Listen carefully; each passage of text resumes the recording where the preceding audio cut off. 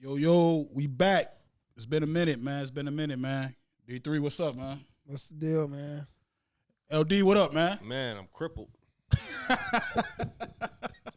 Harriet Tubman foot, man. Harriet Tubman foot. I'm crippled. We got another guest today, but we're going to introduce him in a minute, man. We're going to get straight into the topics, man. We back. TCS Unplugged. So, NBA, the trades, all this stuff's in. We talked about the AD trade last episode. That clip will be posted tomorrow. Talked about the GM. You mentioned it. So, how do y'all feel about that trade now, seeing that AD's hurt? Do you think the Mavs GM's job is safe? How y'all feel about that? Nah, he's gone. And we talked about that last episode. He's gone, man. I mean, especially the fact that you know, no? No. Yeah, he's gone, man. Especially the fact that you didn't even communicate with the coach. You know, I'm not a GM in the NBA or anything like that, so I don't know if coaches play a role in trades, but I feel like they do. But the simple fact that, and we all know AD is injury prone. We know that from the jump, from Pelicans to Lakers and now Mavs. What did he play? 2 games? 3 games? 2 games? Who, with the Mavs? No, he played a half. He played a half. Yeah, that was first 3 quarters. He played a half. Oh, he got hurt that first game? That Played a half. Oh, yeah. First 3 quarters. Hey, bye-bye. That's him out of there, boy. Got to get him up out of there. But, yeah, I mean, I seen some on ESPN today, too. They was talking about, like, how was that a good trade? And now they kind of back in not supporting the answer. Yeah, the initial answer because, like I said, AD healthy, scary Mavs. Mm. AD healthy, scary Mavs for sure. He is. But the simple fact that he's older now and he's not the AD from the Pelicans where he can play 82 games. And now first game you play, you get hurt. That's you can't blame the GM for getting him hurt, but you can blame the GM for knowing that he's injury prone. So, how you feel about that over there, LD? I just feel like they knew it was coming. You got to expect it because it's been what he's been doing in LA. So with that, you knew what you was trading for, and I think they tried to make the best excuses that they could for why they gave up Luka. But the truth was they just didn't want to pay that man that money. And I wish they would have just said that because now you got AD, he hurt you. Everything they were saying really wasn't making sense. Talk about some like he's fits what they doing. He fits their mold. Luka Doncic, you built your whole team around him, so he pretty much fits what you're doing. AD is what he is, a great defender, but at the same time, Luka is a lot younger. He has a more promising upside right now, so I wouldn't have did it. But at the end of the day, I ain't the owner, so they just didn't want to pay that man that money.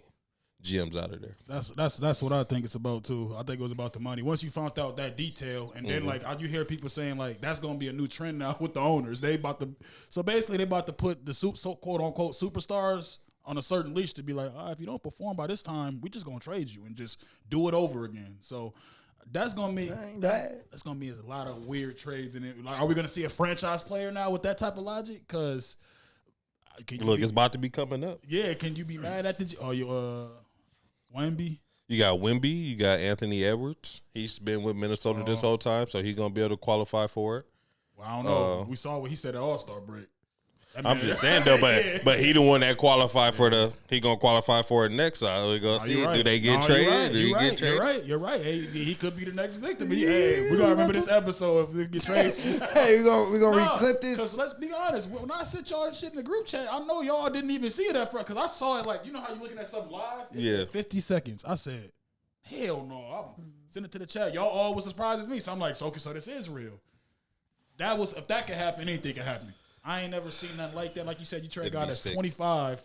Never really. I mean, he got like some minor injuries.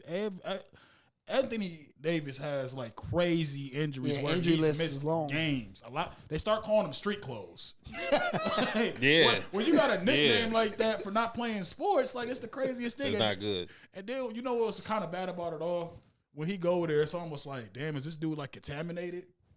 Who else got hurt after he got hurt on the Mavericks? I mean, I think they had some people already hurt, like Daniel a couple Gafford bigs, and all a couple bigs. I hurt. think all they bigs are Likely was already hurt for sure. Yeah. But how about the their other big that got hurt? And he's out for like. I don't know if he got hurt before or after. It was after, I think. But that's I think they bigless right now. I don't think they got a big. Yeah, so it's kind of unfortunate with that whole thing, man. But I don't know. We're gonna see about the GM's future, man. I think he's he out got of about there. 2 years. He's out of there. So you give it that much time? They give him 2 years. 2 years. They're gonna allow AD to come back next year healthy. Give him a fair shot. Yeah. Okay. But as soon as he get hurt again, let's even go depth into the owner. Mark Cuban is he's not the majority owner no more. Though. He sold Where have I he been? sold his portion. Yeah, he sold his. That's not majority that makes sense because Mark Cuban would never win for that. They said he said he told him not to do it. Mark Cuban would have never went for that. I was just gonna say that's like Mark Cuban is a businessman. Man, he told them don't do that. They did that. They did it anyway. That's how you know the game is just. You're not the owner no more, bro. Wow, it's cutthroat out here, man. It's cutthroat out here. That's crazy. You the Utah Jazz though. Do you really think they knew like how they say like they had no idea? Utah Jazz got finagled. They helped the Lakers get Luka Doncic. They had no idea. Conference. How do you think it? So like even though since we're on there, how y'all feel about the Lakers getting Luka? That's good for their future. It secures their future for sure. And I think that's all that it was. It's for the future, you know, especially when you're a GM or a team owner. If you in the rebuild stage or in the lottery where you get a franchise player, like perfect example, Wemby. Who was on the Spurs when Wemby got drafted? Nobody. I mean, that was rebuilding for sure. Nobody. Rudy Gay, maybe? No, I think Rudy was Gay gone. was gone. He was Yeah, gone. been Was gone. it DeMar DeRozan? Nope. DeRozan was in Sacramento.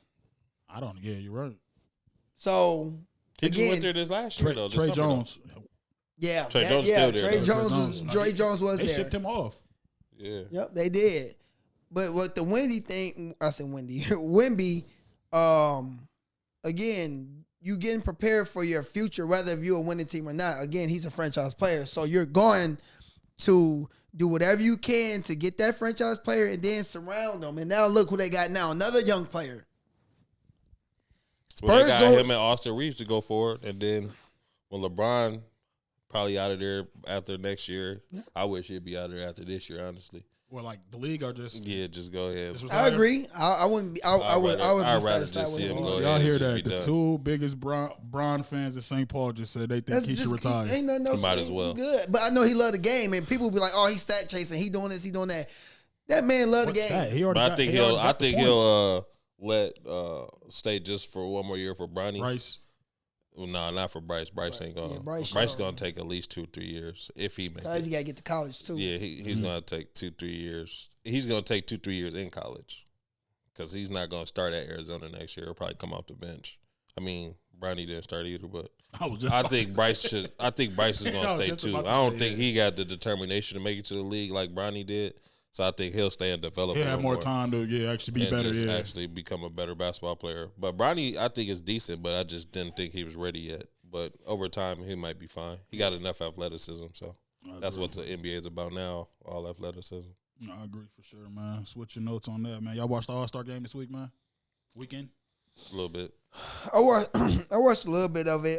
I seen How y'all feel about the whole All-Star format and like the new games and what they kind of did? You see, like it was like what? Who picked the team? It was Chuck, Kenny, Charles, and Candace Parker. The team picks was horrible. For sure.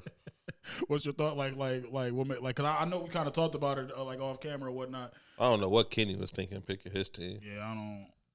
And then Chuck team was horrible too because you got too many bigs. They just didn't evenly. They should have evenly picked them, like 2 bigs on each team, and then the rest guards. I think that'd have been better. But it just wasn't even. So all the teams was lopsided. Then they still was just like some people was playing, some people wasn't. I feel like I'm gonna let you touch on it too, D3. I feel like that shit was like. I feel like they tried to steal a little something from Ice Cube a little bit, even with the concept of scoring to a certain point like that. Like, yeah. I'm like, it's kind of like y'all trying to jack Cube a little bit, and y'all hated him for it and trying to crucify. I don't know. So I don't know. Like the NBA is just. I did not watch the dunk contest. I saw the dunks. I was not excited about seeing it. I saw him. He posted something the other day, and I kid you not, it was like a bunch of dunks. Them dudes was better than every single dunk I've seen since 2016, I think. Yeah. So I don't know. I feel like they just running out of the players, making it worse because they not the top players ain't trying to do the competitions like Mike did, like Kobe did, Vince Carter did. I blame LeBron. I blame y'all big homie on that. He started that trend of not doing stuff. So I don't know. Maybe next year be better. You see Ja Morant talking about he's interested in playing with it, but I don't know. He likes to play with guns too, so we're gonna see if he even gonna be out. I'm just saying, bro. I gotta judge people off their pattern behavior to see what's going on, but I don't know. I say that to say they should go back to the old format or go make it. It's enough now. It's enough now. Let's do European versus American born. No Kyrie, you can't play for them. You gotta play for Australia. It's Australia. No, he's gonna play for America. Hell no. I don't think the All-Star game will ever go back to where it's at. I think it's over with. I think the media for one killed that for this era. They won't admit it, but the truth is with all this rings matter era, the players now they like I can't risk getting hurt in an All-Star game, jeopardizing my career. I tear my ACL out there going hard. Back in the day, you see how much love they was giving the old school players for going hard. That's the love they was giving them. They're not giving these players that same love. If they go hard and somebody get hurt and don't get that ring. Like if KD went hard and got hurt and don't get his 2 championships, come on now. They was already killing that man. Mm-hmm. He get hurt, he don't get them 2 rings in the All-Star game just for going hard. They gonna crucify him. They're not gonna care that he went hard in the All-Star game. They act like they will, but they're not gonna care. They don't care about Charles Barkley going hard in the All-Star game. Like let's keep it real. But that's just another thing that they, just put out there to try to talk about the difference in the eras and everything. But to me, the media did that by making this whole era just all about rings. All about rings. So it kind of defeats. There's nothing else to win. So like even if it takes away from good basketball. Honestly, like even if how about you think if they like added money, if they was like pay these dudes to like it ain't worth it. Yeah, that's what I got a contract. Most of these people, LeBron and them, they getting $60 million a year. I already get $1 million a game. Yeah. The top players wouldn't need it like that. Like that's why if you notice, even in the little playing tournament, it'd be the players that's not getting. That's the most time you ever see them bench players in the NBA. They go hard. They go hard. Boy, they trying to get that 500,000. 500 for sure. I think that's a fair point. Like that might be how you feel about that.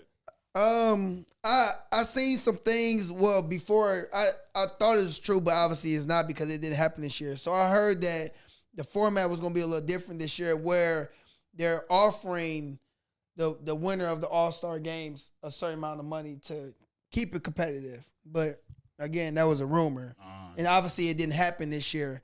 I also seen some people online talk about maybe a one-on-one, and I was kind of thinking like that would, for one, injuries is the biggest thing, and I feel like that's why Bron didn't play, because he didn't want to get injured, and he already is injured, which he could have played through it. But again, you got Luka here now. You got a chance to fight for a championship. You feel me? Like why am I gonna risk that? So I feel that's kind of why Bron didn't play. But I seen the one-on-one because it was like a highlight when Kyrie was playing one-on-one. Well, Wemby was guarding Kyrie. He was like trying to sauce him up, end up missing the layup. But like, wonder if that was a real one-on-one game. I was thinking like that wouldn't work because again, these top players is not gonna play one-on-one. Right. People get hurt off one-on-one all the time. It's a hard foul, it's over with. A twisted ankle, it's over with. So a lot of I don't know. I don't have the answer why the All-Star game done deflated, but I know, like I said, like watching the other, before the All-Star weekend, they play a lot of the old school All-Star games, and you just see how hard it is. Like even though it's a lot of tricks, but they get a rebound, pushing it full blast. Yeah. Oop, Jason Kidd threw a oop to Vince Carter. Vince Carter, slamming it. I even think, bro, because they wasn't killing Vince Carter for not having no ring. But also though, I even think in 2011 through like 13, 14 is when it started getting shaky for me. 2011, 2012 was a crazy All-Star game. Like they was competing. I can even say Kobe's last All-Star game was like 16. Yeah, that was the last. Yep, that was competitive. That was fun, bro. I don't know what it is now. I think it's just what he said. Kind of like the media took the joy from it. We like that Kobe one because it was Kobe's last joint, and he was out here. We didn't care how many shots he was missing. No, it was like his last game. Yeah, that nigga shot he shot like 60 shots. Yeah, I think too. 60, like 61 points. I love Curry, but Curry watered down the game. And Curry's a legend. He's going down as easily. A lot of people say number one. Some people say number two. He's arguably top 3 point guard of all time. No question. For the amount of threes. What he done? He got MVP anonymous. He got all type of he got all type of rewards. But I can't blame him. I was gonna say but the thing is, why I say blame him is the simple fact that when you watch the All-Star games, they chuck it up more threes than they do dunks. Well, we can't say That's that. still not his fault. That's still not his fault. It's not. I know y'all both remember this. Hold on. It's not his fault. But I'm just saying, like, he changed the game to. Like, you can say, all right, when people say Jordan changed the game, LeBron changed the game, Iverson changed the game, they changed the game, and it was still a physical game. It was a different. It was still a good game. I'm not blaming Curry at all, but his style of game helped expand, of course, the amount of threes being taken. But that's all we're seeing. Just even when we brought up the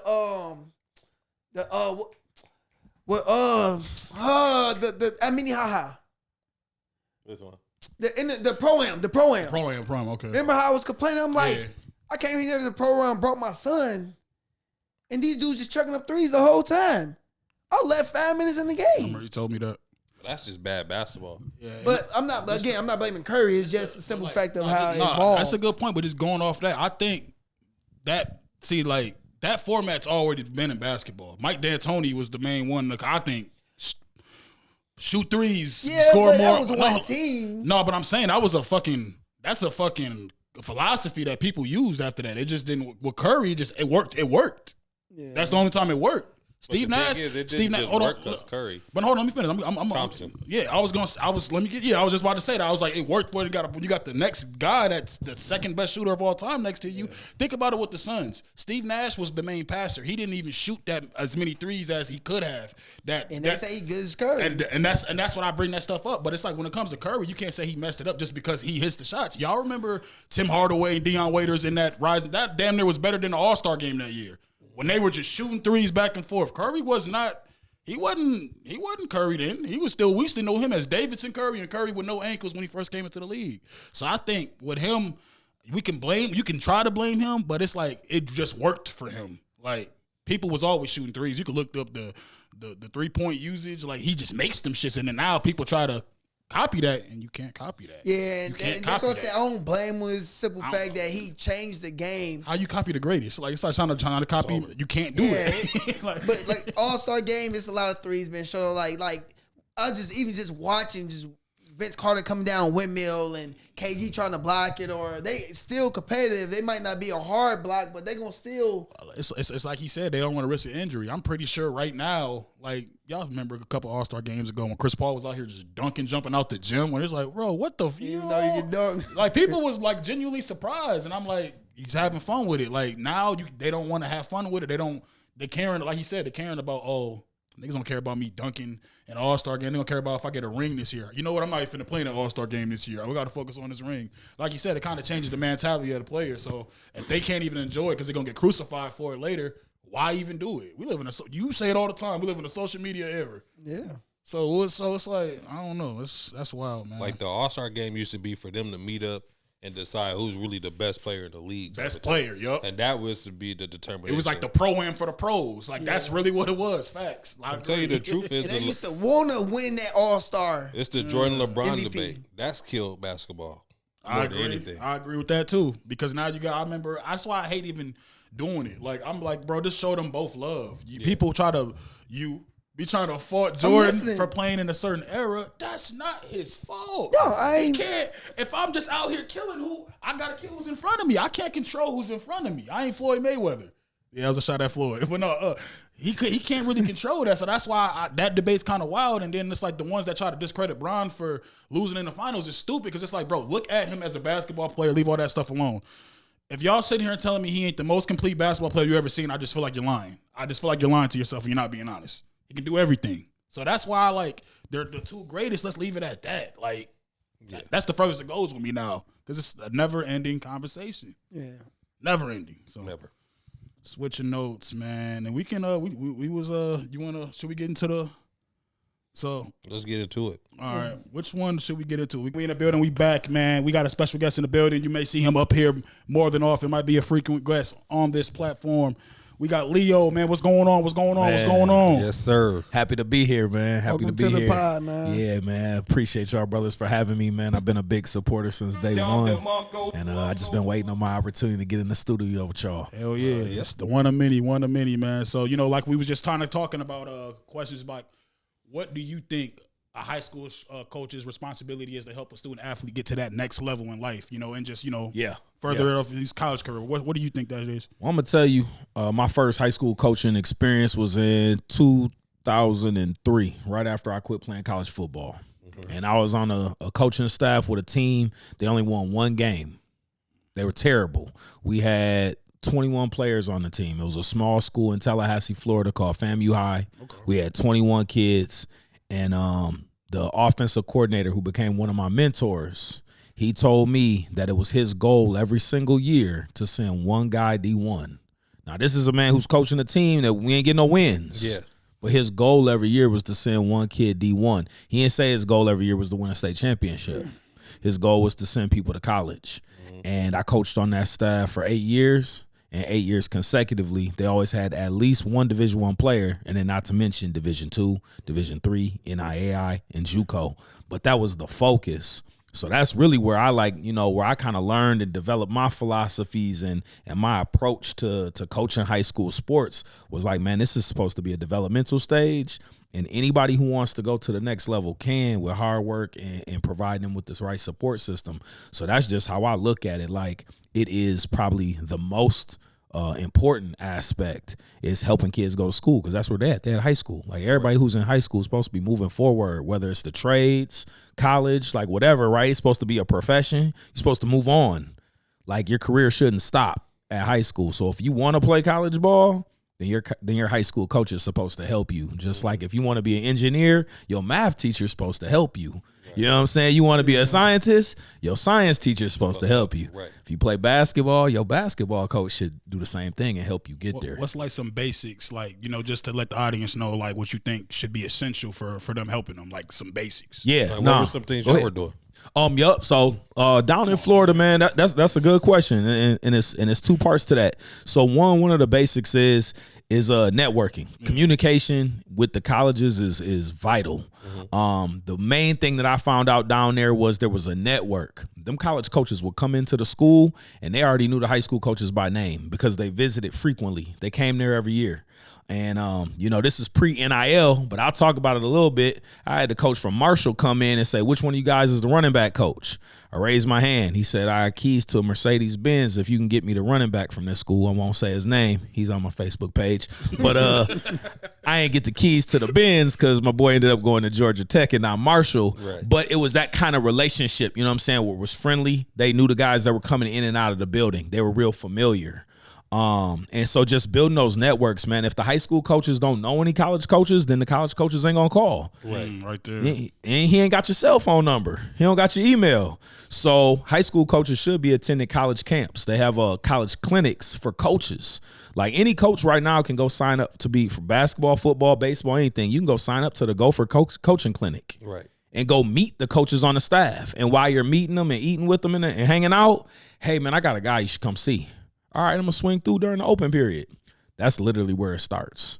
And then the next part, as far as like what the players should do, the players got to show up. They actually got to take that step to go and meet those coaches as well. Right.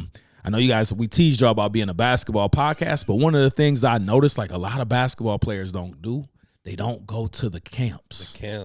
They rely heavily on AAU. Yeah. But they're not going to those camps. But they're not going to the camps. Yeah. Dog, my stepdaughter, Chanel Anderson Manning, she hooped for CDH. Yeah. Then she went on to Hamlin. This is a true story. I took her on a college tour. We went to UNI. We went to Drake. And I think we went somewhere else all in one weekend. She balls at the Drake camp.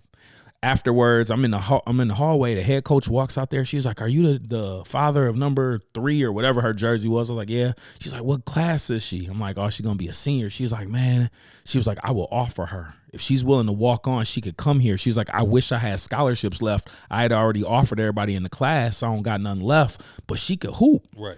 A lot of high school kids ain't taking the opportunity to pay that little $50, $60, $75 to just go perform right in. And the whole coaching staff is there working with you. And it really don't be the top hoopers there because all the top hoopers like, oh, I do AAU. So really you could go be the star at the camp and the colleges can see something in you. And show them that work ethic, show them that drive. Bro, my son plays baseball on top of football and basketball. I bring him to the Gopher baseball camp every year. The head coach walks him over to me. Man, he's doing great. He's looking good. Cause you're the only black boy at the whole college camp. You know what I'm saying? So where's your dad? Bring them right over. So that's one thing I would recommend to the players, man, is start hitting them college camps up. Yeah. It's right there on the website. You know, just search whatever school you want to go to. Take that little drive and go show them coaches what you could do in person. Do you think coaches can do well, I guess like you said, I mean, the players, is up to the players too, but do you think the coaches can do a little bit better job of pushing those players to those camps?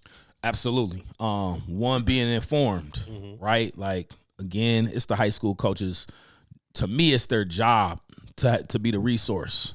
If you're a high school student, you're in my classroom, and it's my job to teach you how to read. Yeah. I shouldn't expect that you coming in already knowing how. I got the books. Right. So as a high school coach, like, I'm the one that's supposed to be telling you. You might be raised by a single mom that ain't never played no sports. How you know to go to a college camp? Right. You don't know where to sign up. You don't know when they start. So it should really be in my repertoire. I should have a whole database just set up. Like, man, you can go to Concordia on this day, Minnesota State, Mankato, pick one. Or I'm a good evaluator of talent. I've been coaching 10, 15, 20 years. I kind of know where your level are. I can tell by your body type.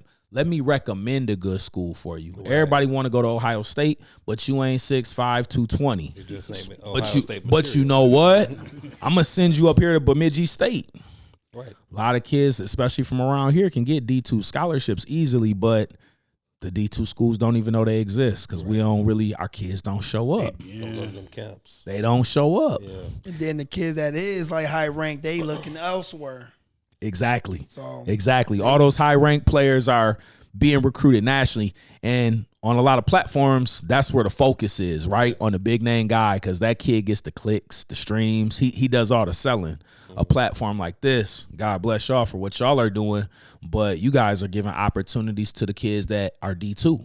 You know, or mid-major. And D3. And D3. You know what I'm saying? D1 JUCO. Yeah. Everybody. You know what I'm saying? D3 JUCO. Yeah. And those colleges don't have the same resources. So they don't have the ability to fly coaches all over the country to find kids. So you don't think that they would appreciate if a high school coach, a player, or a platform like this was to help guide kids to them? Because they don't, you know, the Gophers got money to fly down to Texas and see a kid, but Minnesota State, Mankato don't. They're relying on local. Yeah, local. You know what I'm saying? Like Fargo, North Dakota, 3 hours away. So if you hit up my boy Matt Ince, who's the head coach of North Dakota State, you contact him, man, he would love to find out about the next big thing in the Twin Cities. Right. But somebody got to call him. Because otherwise, he just don't know, like Ijan over there at Harding. Right. Like, you think that South Dakota State just knows that he exists at Harding? You know what I'm saying? Like, they don't know he's there. Somebody got to tell them.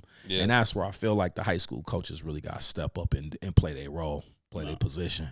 I agree 1,000%. And like you said, just growing up in the Twin Cities, like, you know, it's way different to coach. I know you mentioned down south, the culture of them coaching, they take it we have passion with it. You know what I'm saying? And I know you got a lot of game on that. Yep. So we could spend hours talk about that literally, man.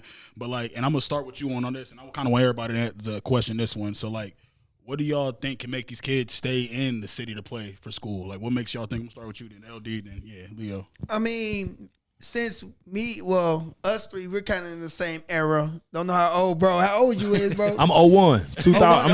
I'm 2001. No, that's fine. That's fine. So I'm still here. I got homies that ain't make it. Yeah.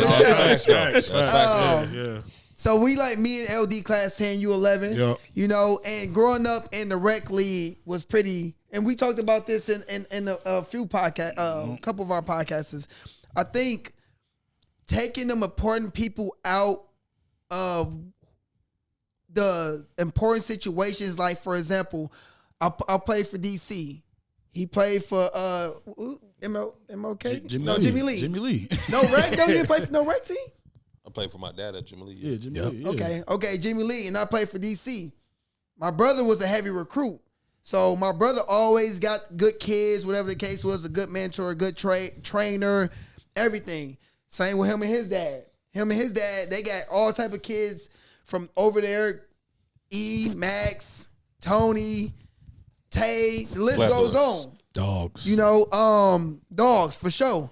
The list goes on, and I think when I know when my brothers at DC, they moved him out of DC and moved him to Jimmy Lee. That put a big dent into rec sports, and a lot of the head coaches that was at these high caliber rec centers, we would say like MLK high caliber, Jimmy Lee, Danes Bluff.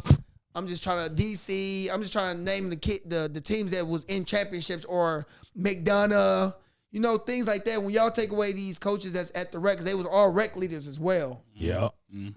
So when you take away that foundation, that kind of was like, I feel like in our era, that would crumble a lot of kids staying in the city, because that was like a feeder to a lot of schools.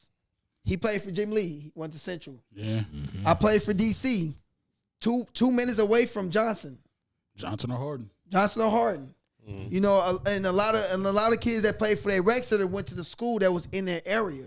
Yeah. And you're not lying, because like in our area, it was mandatory. That's what you was doing. Yeah, that was your area. Like, that was I knew your I was going friends, to your Central. family. Like, it wasn't like an accident. I knew I was going to Central. Like, So you growing up with these people, your teammates, your friends, you seeing every day, because this the rec center you hang out at. Not even just hoop. This is the rec center you hanging out at. so you think like basically them killing the rec league is kind of ruined, even it affected all the way to high school? And if like yes, 100%. How you feel about that, OD? What's your thoughts on that? I think some of that is true. I can't speak on the rec league too much. I never played rec league for basketball, but I did for football. So what I will say is that I think that the coaches at the high school level, some of them have lost touch with some of the rec teams that are out there. Like I know for certain classes, and I know Leo's had classes. I know we had talented people down at Central. They had one. You got Wheezy. Yeah. Up the street, Jimmy Lee. You have Don Wagner's stepson. I forgot his name, but big kid, DN, defensive lineman. Lamont, strong, you know what I'm saying? So when I tell you that there was players down there at Jimmy Lee, that if you just make an effort as a coach, I'm just using Jimmy Lee because that's where I was at too. You're right, though, because when you say that, it brought me up when we interviewed Ray John. Ray John was like, Coach, I didn't know him like that. I just knew the players that I knew was good, and they coming down like, nah, he don't mess with nobody. He never injured. That's why I'm like, you're right. He said he expected him to go there. Yeah, so you're right, yeah.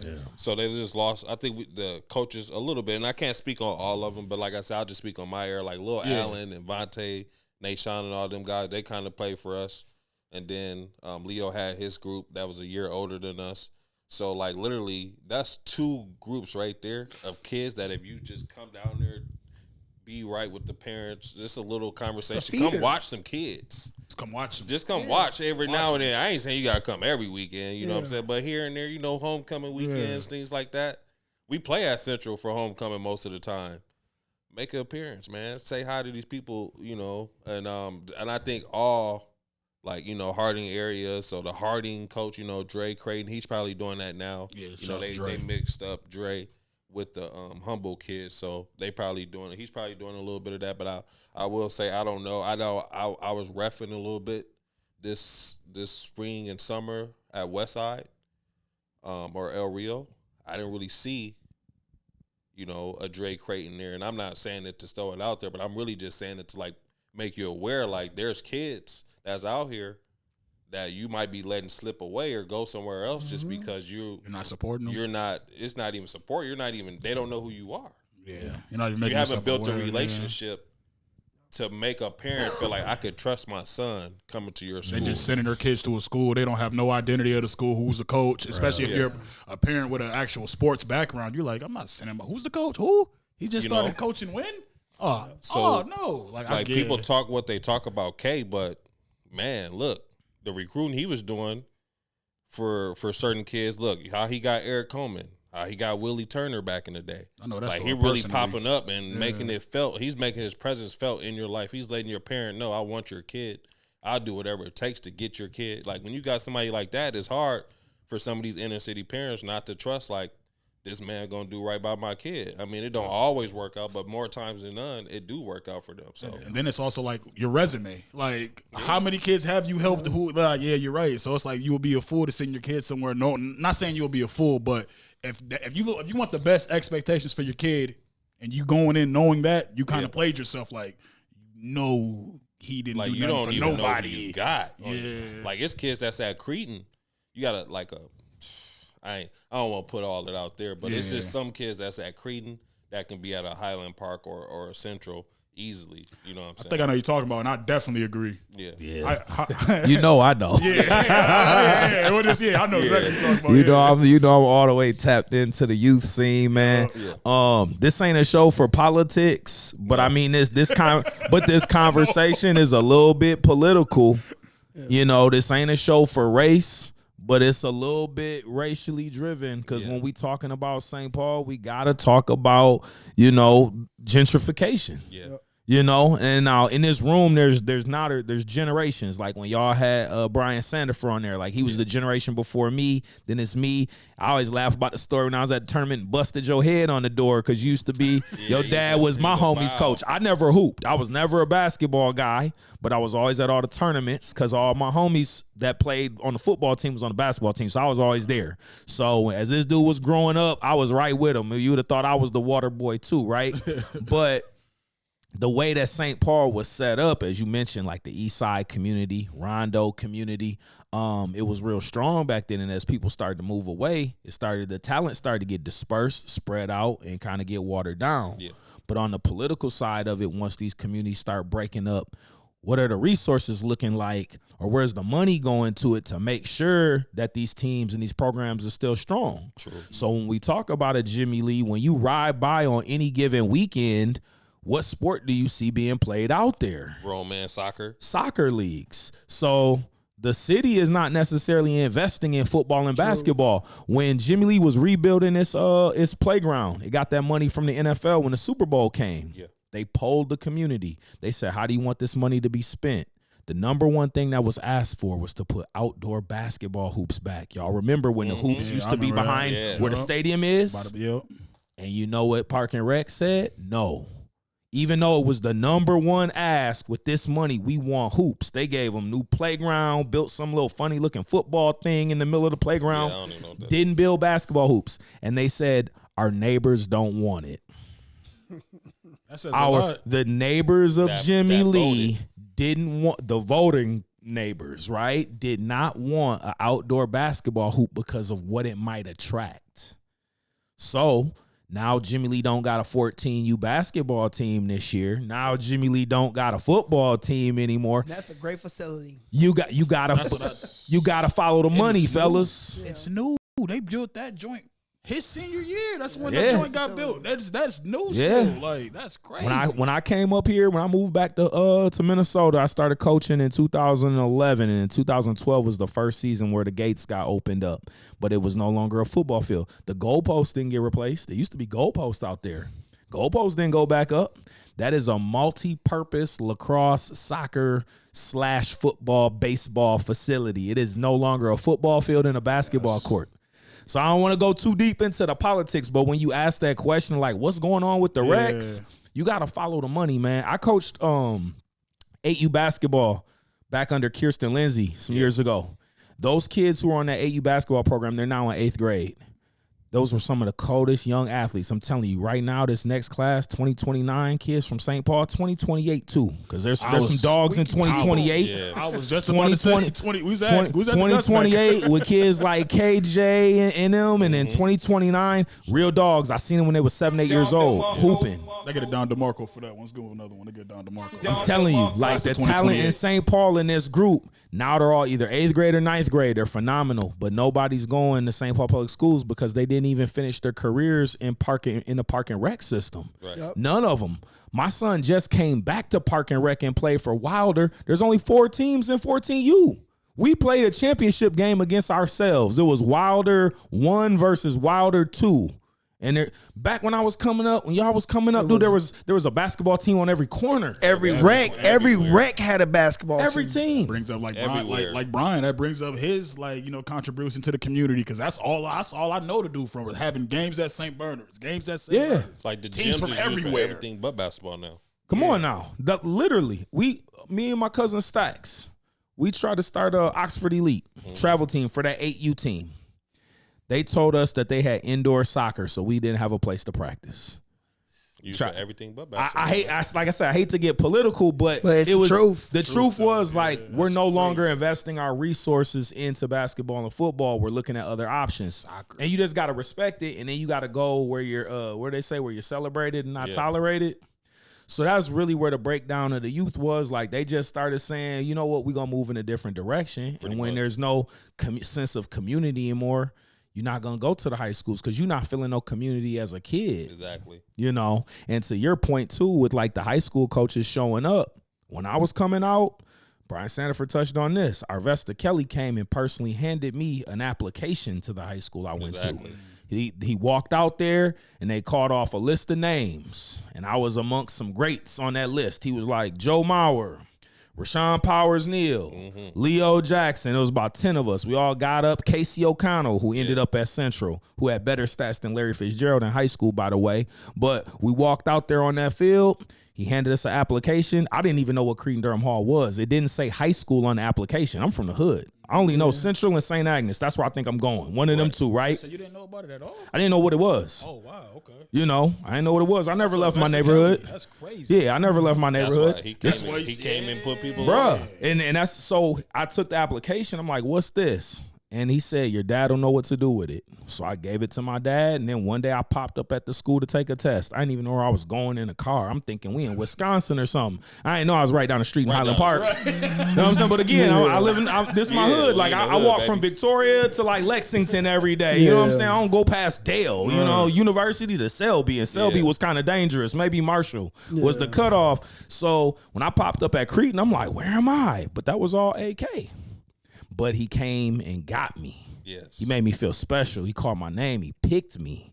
So I've been trying to tell these high school coaches, man, come down there and pick these kids. We're going to find gyms. That's big.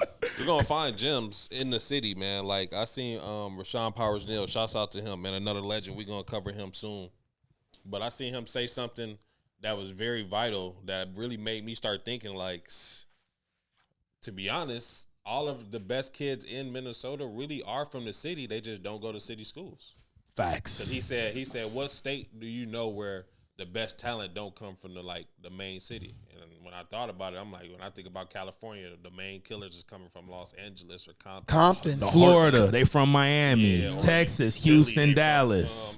Pennsylvania. Philly, stuff like that. So it's like, dang, really St. Paul, Minneapolis. In Minnesota, we be like Forest Lake. Yeah, they just you know what I'm saying? Hopkins. Like, but they be from the city, but they just be at Hopkins and stuff. And it's crazy because you just look at, because people know people on these teams, and you look at what team they are, you be like, man, he ain't from Washington. So he ain't from Hopkins. No. That boy from the act. Like, From Minnetonka. Like, we know where you from. Yeah. Right. Like, I seen something too that Big C touched on, is like coaches that is from the city. Why don't y'all want to coach in the city too? And we talk about bringing things back, making things better, especially if you're preaching that. Walk the walk, talk the talk. If you a coach that's and I get every opportunity sometimes present itself and you want to take it. Again, what people take, and this is no shot at no coaches at all. Like, are you gonna take a Washington job, or are you gonna take give me a good school, a basketball school? Hopkins. Hopkins. Yeah. Yeah, if you got the chance. You're going to go to Hopkins. Yeah. But I'm sure that they pay grade can't be the same. Don't that?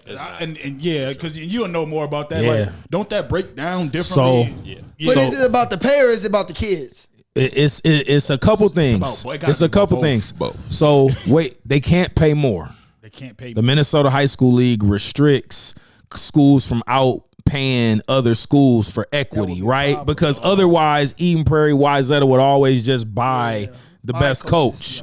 And that just brings players. But there's ways to have other additional incentives through stipends for being a part of other sports, strength training, booster clubs, giving you a job in the school. You know, like when we look at a Cretin-Derham Hall, every time there's some great players there, isn't there always like a new employee?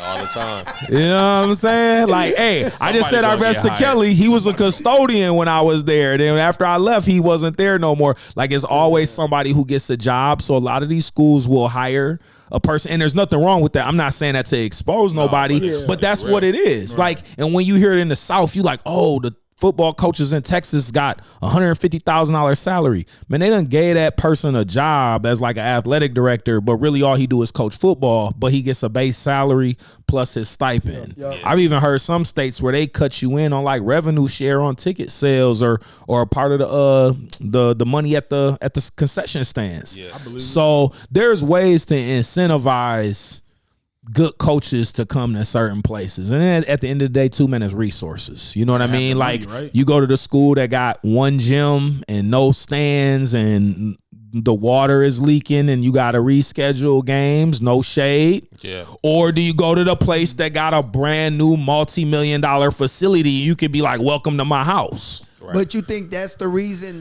why we don't have a lot of, and I'm going to speak on Minneapolis too. I'm sure it's the same problem in Minneapolis. Where a lot of homegrown St. Paul and Minneapolis, Twin City coaches are outreaching to other sources.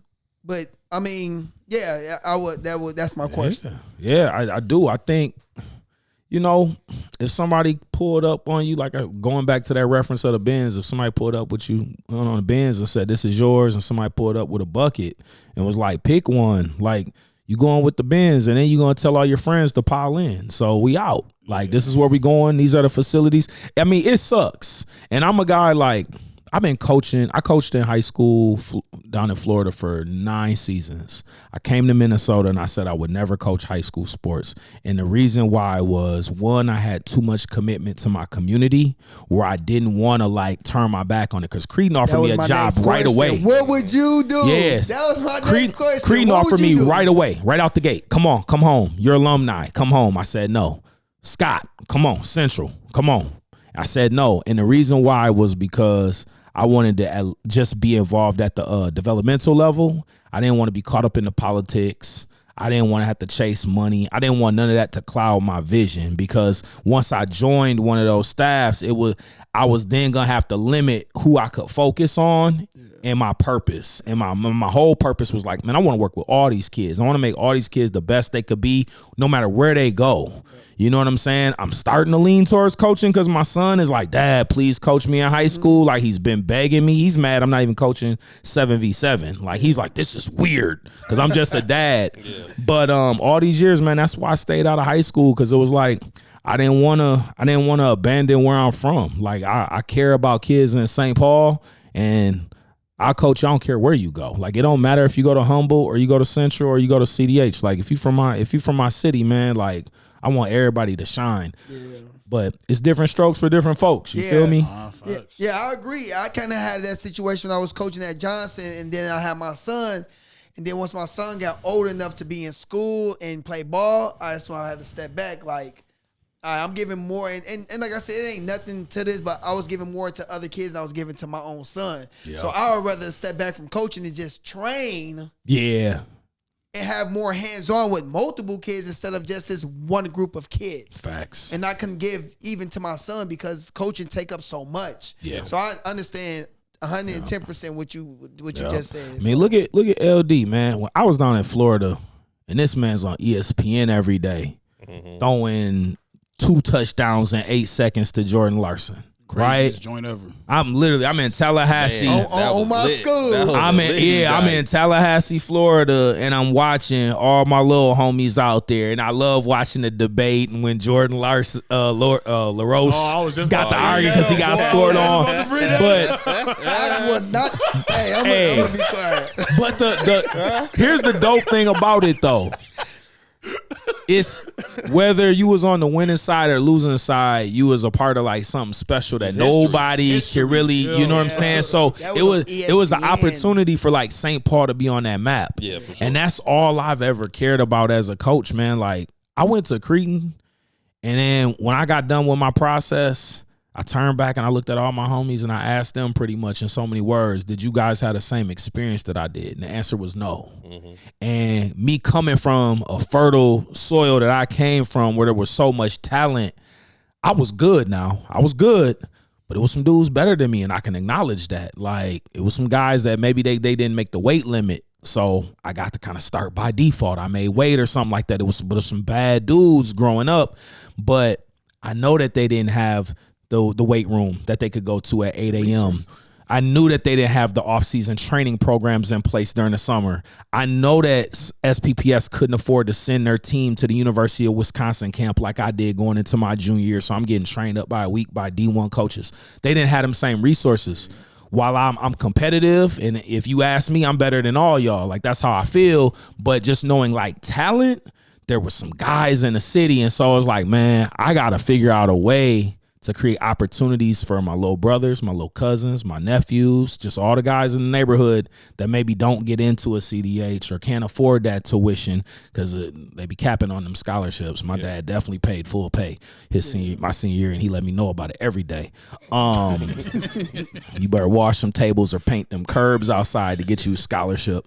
But man, I just, like I said, when y'all was on ESPN, I'm like, I'm telling my homies in Florida, I'm like, See, I'm telling you, we ball up there, you know, and but I just don't feel like nobody really capitalized after. Like you said, I feel like after y'all, it was a decline. After like 2010, it just faded.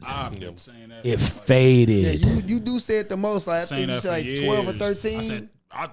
Really 11, but I'll give 12 the benefit of the doubt. It was like night and day. Yeah, like, well, I say for sure 12 for the St. Paul Conference. The size. I think Jalen Mobley might be the next guy after that where I was like, okay. Yeah. Okay. The size of the players, you know, because a lot of the guys that were big, Brian Sanford touched on this, like genetics play a big role. The people who were like Division I caliber parents, they moved. That's true. So they raised their kids in different areas. You know, I'm not a big dude. I wasn't one of them genetic guys. I'm 5'9 3/4, 210 pounds, right? Like the dudes who was 6'3", that's my homies. They don't live here. Like the linemen, they don't live here no more. So, you know, it really did. It became a smaller conference. You know, the basketball players, there's no more like just a bunch of Mark Wingos and guys like that. Ain't nobody going up there. Tom Miley. Yeah. Like when I was coming up in Central and Highland, they had a bunch of guys, 6'6", 6'8", 6'10", the Dungies. Like everybody was big. And now like the center be 6'1".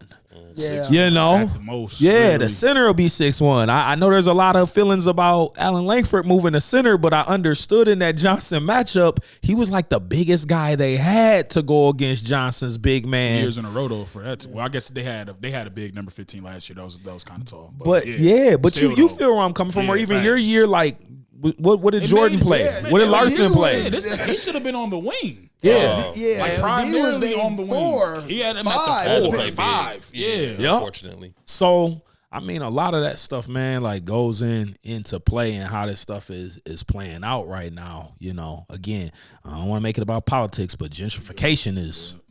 What would you? Because I've been thinking about it, and I think we touched on it a little bit. So it sounds like coaches got to get out there, recruit, get behind these kids a little bit more with the rec. Like Dede said, you know what I'm saying, have relationships with, like, I knew Vern and Scott, I mean, partly because they had relationships with my dad, and both of them was coaching at Jim Lee growing up, but there was two coaches that I knew, and Coach Portis, you know what I'm saying, at Highland. I'm like, these are coaches I grew up knowing. I knew Steve Scroggins. And so I'm just like, for people to get involved more with these kids, man, keep these kids in the city. Because I remember even talking to Bob this summer, like after we was posting stuff, Bob from the West, El Rio, he like, man, that's one of our players. Man, that's one of our players. We talk about kids from Cretan and everywhere. He like, yeah, that's one of our players. It's like it'd be something if that kid was still in the city, you know. But I think, what do you say about combining the schools, man? Like, what if there was only like 3 teams? So if you remember, I started the Twin Cities Urban Bowl back in 2007. Yeah. The reason why we did that was because kids in St. Paul, Minneapolis wasn't getting enough recognition. So we like, look, we gonna put the top, I think our rosters was 42. We're going to put the top 42 players from each city on one team, and we're going to show the world how good the city really is. Yeah. We knew they were spread out, right? And we that first year we had 32 colleges come. Mm-hmm. Then the NCAA rules changed; they couldn't come no more. But we had 32 schools, and when you got to see all those players together on the field at one time, you see your size. You're like, this is a state championship team. Like Team St. Paul and Team Minneapolis High School win a state championship hands down easily. Year after year after year. Like in those All-Star games, we had NFL caliber guys. In fact, I think the defensive end from Johnson ended up going to Concordia and got drafted to like the Bears in the class of 08. Can't remember his name. But we had NFL caliber players on that field. Tyrell Bars was amazing. Like it was some dope dudes in like 08, 09, 10. Like I said, then it kind of fell off. But if you could have, I would say Humboldt, you put Humboldt, Harding, Johnson as a school, you do Washington, Como maybe as a school, and like Central Highland, because I'm thinking about numbers too, not just geographically, but you gotta do numbers. Johnson and Harding probably. Yep, that's why I said like you throw in Humboldt because they just out there kind of on their own. So you Harding, Humboldt are together, and you give them Johnson.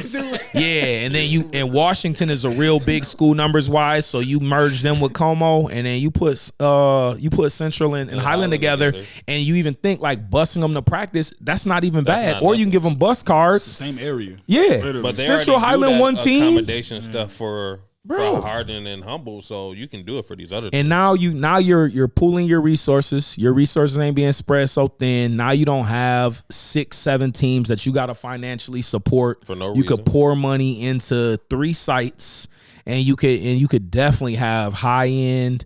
3A basketball goes to 3A, right? 4A now. It's 4A. All right, I'm old. I used to go to 3.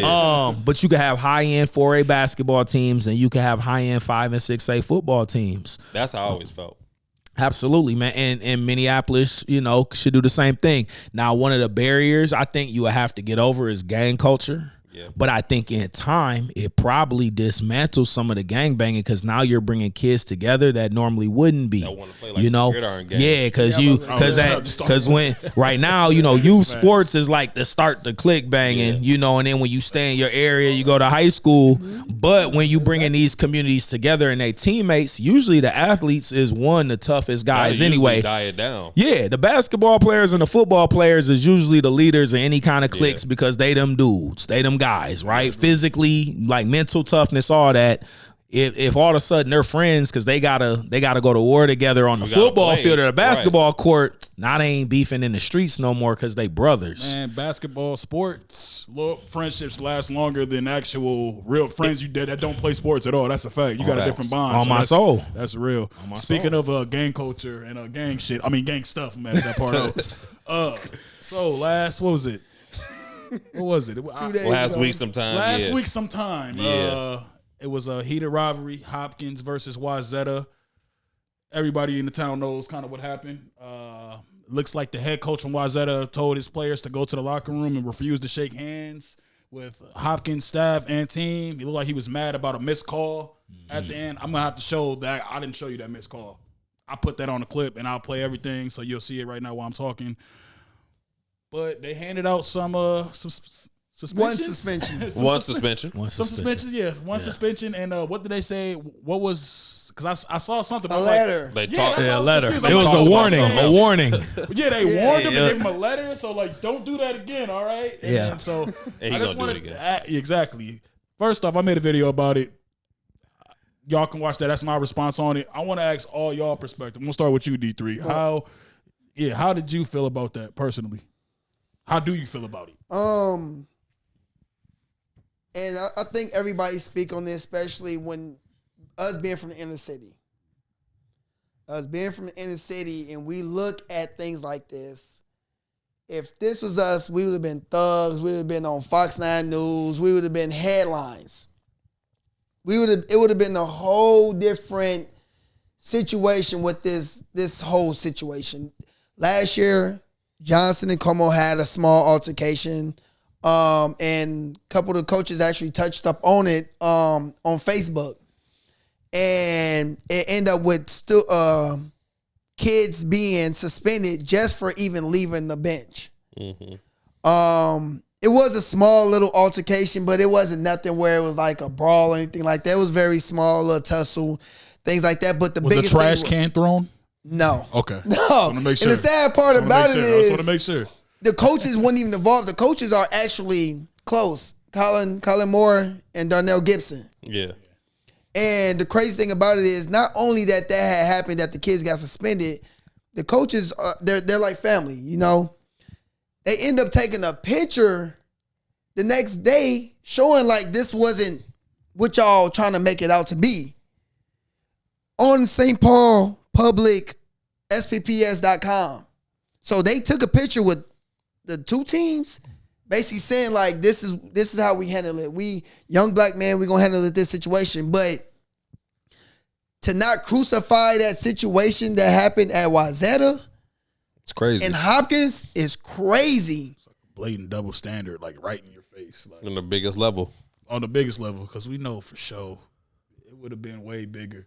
That video of the dude throwing the trash, I don't know if that was a fan. I'm assuming it was a Man, fan. I heard it was a player, but this is just heard. I heard that, but I think it was a fan for the most Yeah. part. I asked more people and from who was there. They could be lying. We don't know. We just reporting what we heard. We knew it was a trash can It was thrown. a trash can thrown at Wayzata while they was walking to the bench. Right. So I mean, I know a lot of people were talking about the coach cussing at kids. I mean, like, we human at the end of the day. Somebody throws a trash can at you, you're gonna react. Yeah. How do you feel about the whole situation too, LD? I think both coaches, for one, they got a higher pedigree than that, respectfully. So I think both coaches' pedigree, for one, you're both recent champions. Novak, you've been winning. You've been there before. And then the coach from Wayzata, you've won recently, like 3 of the last 5 years.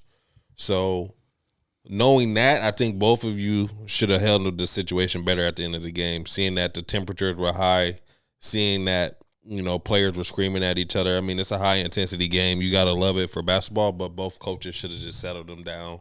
Everybody, hey, calm down. Should have let it be known right away. Like, all you need to say is good games. Good games only, good games only. I think that should have happened. I did see a little bit of extras, but at the end of the day, like I said, I think it's on both teams. You know what I'm saying? The extras is on both teams. For one, got to be able to hold your composure a little bit better. If you're Hopkins in that situation, let's just keep it real. You got to be more humble. Wayzata's had your number the past few years. They're pretty much the reason why your tandem hasn't been able to make it to state. And, you finally got that win. So, I don't know what the jaw-jacking is like out there. So, I don't know if Wayzata been, tormenting them or whatever, saying whatever they've been saying. But at the end of the day, when you winning, you get to say whatever. So, I think if you're Hopkins in that situation, you had just lost to them earlier in the year. Just lost, yeah.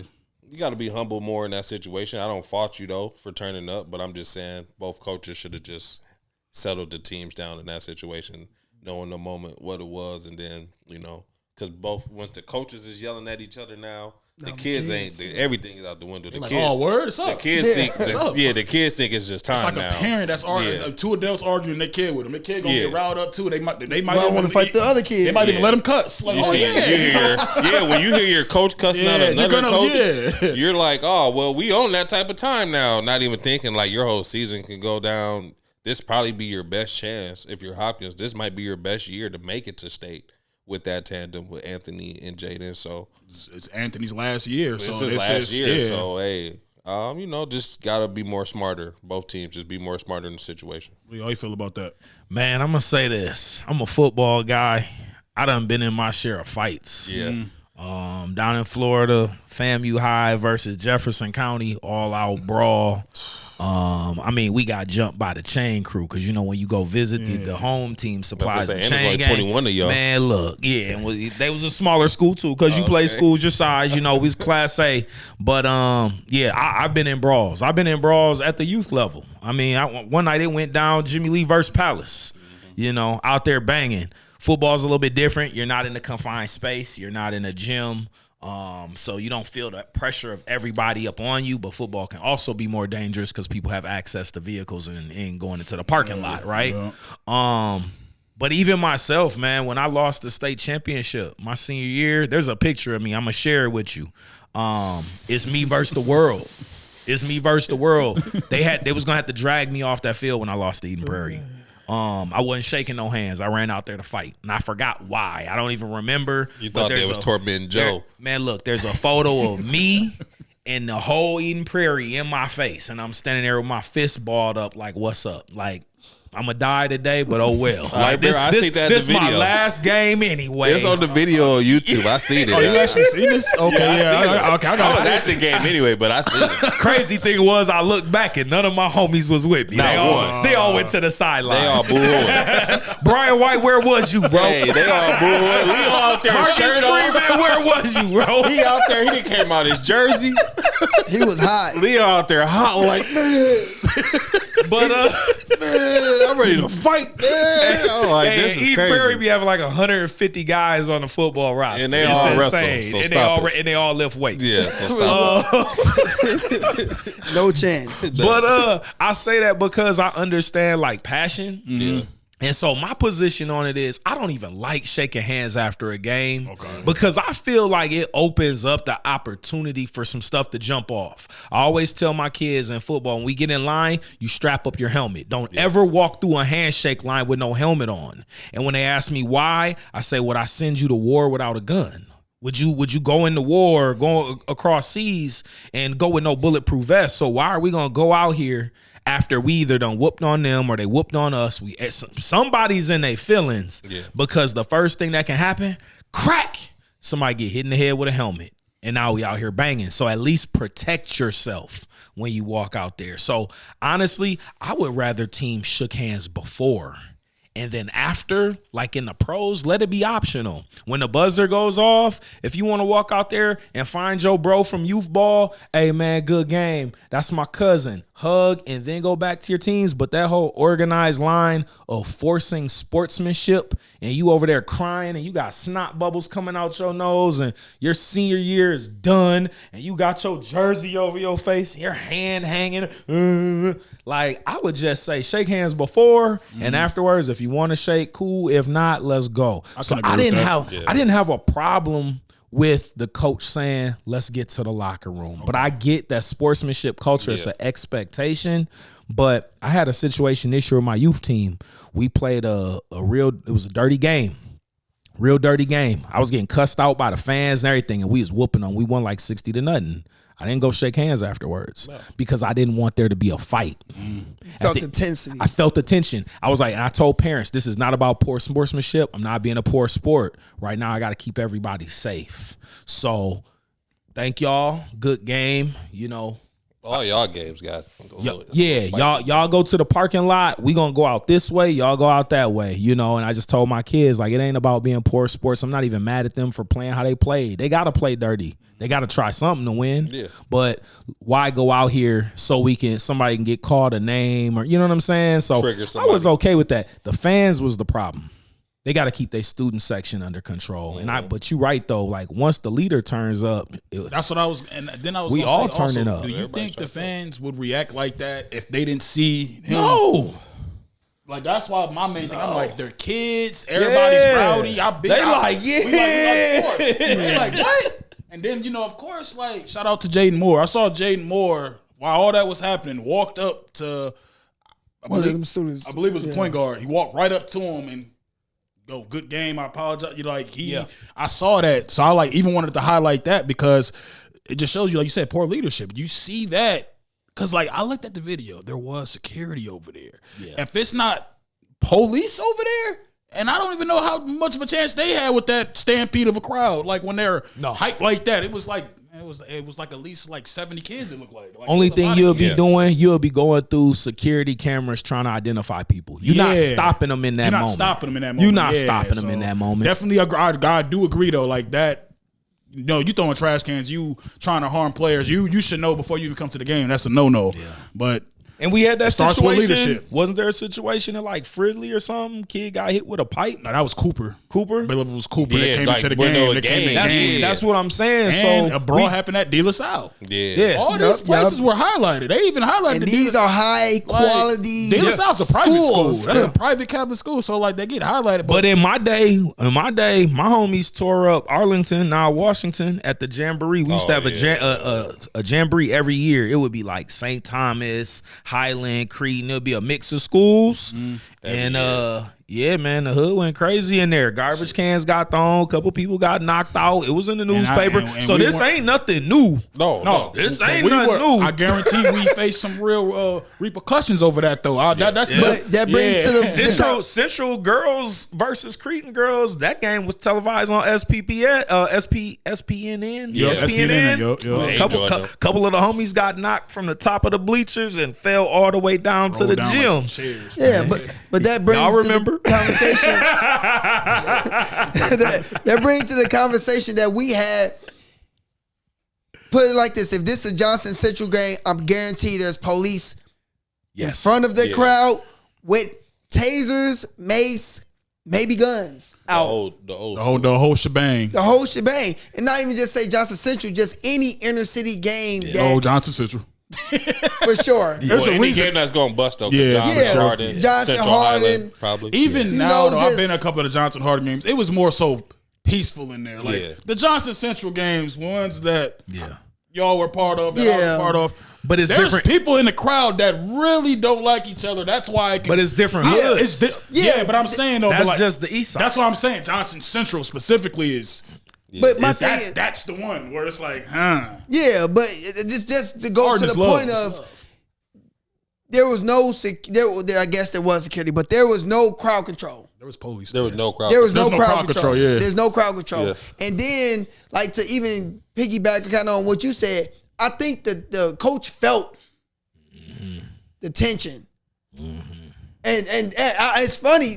Like I said, I think that I'm doing the voiceover now. I'm doing the voiceover. I'm devil advocate today. I think the coach felt the tension where he like, let's just get up out of here. But then again, you let these no crowd control. You letting these kids, and I've seen a lot of them. This is the new thing when you go over your head and it's like a taunt. Yeah, I've seen a lot of them doing that. Y'all can never do that in the inner city. Yeah, you get hit. No, running up on the crowd. You can't even run up. You're not even running up on the crowd. You're not doing that. And to your point, you said the coach felt the tension. Sometimes, like as adults, we gotta monitor ourselves, right? Yeah. So when I had this problem with this team, I knew I wasn't safe. Right? I had to be like, am I okay? Am I going to manage this handshake well? Am I going to be able to shake these kids' hands, then get to the head coach at the end and tell him good game when I don't feel like it was a good game, when I don't feel like he was controlling his team, when I do feel like he was allowing his players to intentionally harm my kids? I want to hit you. But so the best thing for me to do is I'm going to go to this locker room because I don't need me and you to have a situation because I'm telling you right now, my boy's going to ride with me. Right. And now it's going to be a problem for everybody. I agree with that. Let's just go. I agree with that for sure because y'all playing football. Y'all already out there whacking each other like literally intentionally. I'm trying to harm you already. So if you already doing something extra on top of that, 1,000%. And then you're dealing with kids. Yeah. Like, bro, you could have broke this little dude's leg. You could have gave him a concussion. So I get the energy behind that. They playing basketball. That's true. And basketball's a physical sport, no doubt. But it's not comparable to But that football. Environment though, I don't think so. That environment was lit. But that's why I said both coaches should have settled both teams down. Agreed. Like you see right after the buzzer, you see a Hopkins player like screaming at a wayzata kid. You see another Hopkins player almost like screaming at the coach, and then you also see the Hopkins coach like cussing at the wayzata. So all that's going on when you're the coach. You just lost a close game. Yeah. Tensions is rising. You're starting to see the crowd come onto the court. It's just like you're just trying to get out of it. So I understand that, but my thing, the bigger thing is you definitely got to crowd control though. Yeah. No kids, no students or parents should be able to come onto the court and harass some kids after a game. On the court, like I watched the video thousands of times. Like I'm like, because like I ain't gonna lie, even people that was like, oh, they weren't following them. Even if they would have shook hands, they still would have had to walk past them partially on the court. Like but that's why I'm waiting. Yeah, like they dead ass was like already right there. That's why I'm like, you can't even. Bro. And you know it'd be like that. But it'd be like that. Now. It's like that in the pros now.